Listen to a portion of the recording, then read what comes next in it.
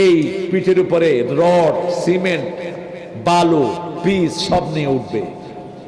মানুষ বলবে কে রে? কয় আমাদের এমপি সাহেব, আমাদের চেয়ারম্যান, চোর চেয়ারম্যান সাহেব। করোনার গম চুরি করছে এরকম চেয়ারম্যান বোধহয় নাই। ইসলামী আইনের সবচেয়ে বিরোধী হলো এই সমস্ত অসাধু নেতৃবৃন্দ, ঠিক কিনা? ওরা জানে ইসলাম যদি আসে গরিবরা উপকার পাবে, কিন্তু চোর ডাকাতের হাত কি হবে? কাটা যাবে, কোনো গরিবের কিচ্ছু হবে না, ঠিক না ঠিক? এখন যদি ইসলামের আইন আসে, জিনা ব্যভিচারের জন্য আগে ইন্টারনেটে যত বাজে ফিল্ম আছে এগুলো বন্ধ করতে হবে, ঠিক না ঠিক?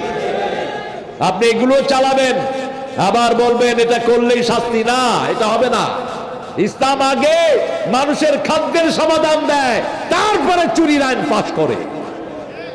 আগে পর্দা পুশিদার ব্যবস্থা করে, তারপরে পর্দার কেউ খেলাপ করলে তার বিচার করবে, ঠিক কিনা?